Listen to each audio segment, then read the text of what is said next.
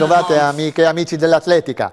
47enne goriziano, già campione del mondo indoor di salto triplo nel 2001, 19 maglie azzurre, fiduciario tecnico regionale dal 2016 al 2020, esperienza e competenza, semplicemente Paolo Camossi.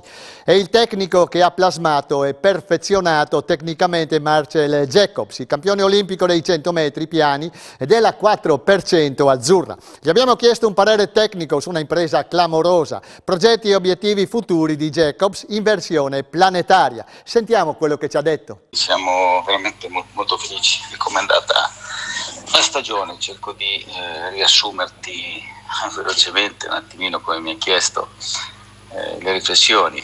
Sostanzialmente queste 2 medaglie d'oro hanno portato non un'euforia, non un'esaltazione, niente di che, sostanzialmente hanno portato a una enorme serenità, a una enorme coscienza di quello che stiamo facendo, della strada che stiamo percorrendo, e ci dà sempre più forza per andare avanti. Onestamente io ho sempre creduto in Marcel Jacobs, quando più di qualcuno diceva Marcel è un ragazzo che non arriverà mai perché è fragile, perché non è costante. Io ho sempre difeso Marcel, ho sempre detto Marcel è un diamante grezzo che bisogna solo lavorarlo e arriverà a risultati incredibili. E non dimentichiamoci che a 22 anni Marcel ha fatto praticamente 8,48 con un po' di vento, e questo fa capire il suo talento. Poi nel 2019 abbiamo abbandonato il lungo, ci siamo reinventati velocisti e questo non è stato semplice. Marcel da giovane lavorava con un sistema che era molto utile per tante cose, ma non era utile per l'attivazione del piede, quindi ci sono voluti 4 anni e mezzo per togliere questa memoria motoria e per dargli quella corretta. E da quest'inverno tutto più o meno è cambiato. Il piede destro ha iniziato a lavorare come il piede sinistro, la gamba destra ha iniziato ad avere delle frequenze molto alte rispetto a quelle che aveva prima. Prima i punti erano 4,70 la sinistra, 4,20 la destra, quindi il rischio infortunio c'era tutti i giorni, e questo ha permesso a Marcel di correre veloce, ma soprattutto di correre molto bene. Quello che mi fa molto piacere sono le analisi che stanno facendo in tutto il mondo e definiscono Marcel uno dei migliori esecutori della tecnica di corsa a livello mondiale di sempre, ed è un punto su cui ho cercato di battere senza mai smettere, con grande attenzione. Cercare di frenare il meno possibile in ogni appoggio era il primo pensiero di quando mi svegliavo e l'ultimo di quando andavo a dormire, quindi tutto è venuto fuori. Poi chapeau, Marcel è riuscito alle Olimpiadi a esaltarsi rimanendo freddo e tranquillo, è riuscito a tirare fuori tutto quello che c'era senza disperdere in ogni spinta quello che si può disperdere. Ha ottimizzato tutto e ha fatto un'Olimpiade pazzesca. Progetti futuri è consolidare il risultato, riuscire a correre costantemente sotto i 10 e limare quello che c'è. In questo momento Marcel da studio matematico poteva correre fra i 9,74 e i 9,77. Questo è il valore vero di Marcel, con una gara perfetta. Nonostante quello che lui abbia fatto, è già una gara perfetta, onestamente. Ha un tempo di reazione migliore, lui ha fatto 45 un pezzettino, se dovesse fare 45 l'obiettivo era fare 4,60 al secondo, ne ha fatto 4,59. Se questi parametri vanno dove possono andare, il risultato era quello. Però attenzione, non capite che questa mia sia una critica, anzi è stato fantastico, che l'allenatore deve sempre poi guardare il risultato in maniera asettica, fredda, togliendo tutto quello che c'è di emotivo, perché se poi fai la gara perfetta e non c'è da migliorare, devi solo mantenere. Invece noi abbiamo la fortuna che dobbiamo mantenere e abbiamo di che migliorare, quindi questo è importante. Marcel, l'obiettivo è arrivare fra 3 anni con una medaglia al collo olimpica e cercare di non farsela togliere, cercare di arrivare a Parigi e dire: signori, sono ancora io l'uomo da battere, perché in questo momento Marcel è l'uomo da battere, è l'uomo più veloce del mondo, nonostante il miglior tempo ce l'abbia Bromell, però è l'uomo che ha preso la corona di Bolt, e per quel che riguarda il titolo olimpico sembra che questa corona gli stia molto bene. Questa settimana olimpica che ci ha regalato brividi d'orgoglio per le imprese azzurre ci permette di occuparci di quello che ci aspetta tra 15 giorni. Domenica 22 agosto infatti a Collina di Forniavolti ritorna dopo un anno di stop pandemico la staffetta 3 rifugi numero 58. A distanza di 2 anni molte cose sono cambiate. Il Covid si è portato via molte vite, ha infranto sogni, speranze e disegnato nuovi e più stringenti modi di vivere. Il coraggio nel rispetto delle norme di sicurezza richieste è elemento essenziale per ripartire e l'US Collina di Ottavio Toc lo ha avuto. La bandiera della 3 rifugi ritornerà a sventolare alta sui cieli di Collina e sarà ancora spettacolo sportivo estremo. Nel 2019 erano stati ben 110 i terzetti classificati, ma quest'anno potrebbero essere di più. Ricordiamo che le iscrizioni dovranno essere effettuate sul sito che vedete in sovraimpressione entro le ore 19 di giovedì 19 agosto. Solo in casi eccezionali saranno accettate iscrizioni fino a un'ora prima della partenza, con quote raddoppiate, fatta eccezione per le squadre estere. Fiumi di inchiostro sono stati consumati per descrivere il percorso totale di circa 13 km, per analizzare le difficoltà che caratterizzano le 3 frazioni di gara, per sottolineare le stupefacenti bellezze che il Koljans, nella sua imponenza, regala ai runner che la cavalcano. La prima ascensione al Monte Koljans ha una data precisa, 30 settembre 1865.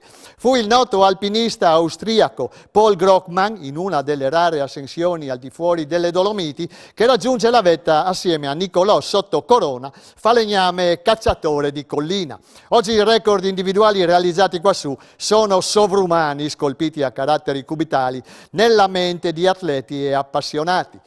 La preparazione, l'alimentazione, le tecniche di corsa immateriali hanno profondamente migliorato le prestazioni di tutti. Riavvolgiamo il nastro della memoria e torniamo al 18 agosto 2019, quando la madre di tutte le staffette portò alla ribalta un terzetto delle meraviglie che veniva dalla Pedemontana. Tiziano Moia, Giulio Simonetti e Andrea Fadi della Gemona Atletica fecero saltare il banco aggiudicandosi quella edizione. Misero nel sacco 2 squadre nazionali slovene e una della Repubblica Ceca, il che rese l'impresa dei ragazzi di Paolo Pesamosca ancora più esaltante. Tra le donne ci fu il tris della nazionale britannica che su questi monti ha trovato terreno fertile e amicizie consolidate per rifinire la preparazione. Seconda terminò la Slovenia e terza la Gran Bretagna B. La Domoro occupò la 4ª posizione, ma la prima considerando l'appartenenza sociale delle proprie atlete. Martina De Silvestro, Dimitra Teocaris e Paola Romanin. Fu un duello all'ultimo sangue con le cugine della Timau Cleulis, Carla Spangaro, Cristina Pittin e Luigina Menean, scavalcate nel convulso finale e precedute al traguardo di soli 8 secondi. Aldo Moro Paluzza e 3 rifugi sono un binomio inscindibile. Storia, territorio, capacità organizzative dei collinotti fanno il paio con la tecnica, la tradizione, la perseveranza dei paluzzani in un cammino pieno di successi, ma anche di qualche cocente delusione. L'Aldo Moro ha vinto 22 edizioni maschili e 6 femminili, ma manca l'appuntamento con la vittoria dal 2014 con i maschi, dal 2008 con le donne. Che sia questa la volta buona.